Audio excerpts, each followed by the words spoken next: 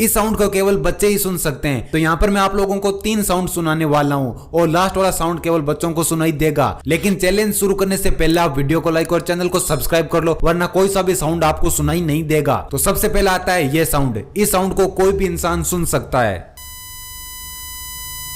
अब आता है ये साउंड। इस साउंड को केवल वही लोग सुन सकते हैं जिनके कान काफी अच्छे से काम करते हो।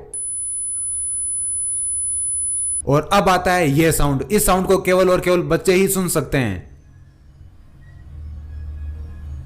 क्या ये साउंड आपको सुनाई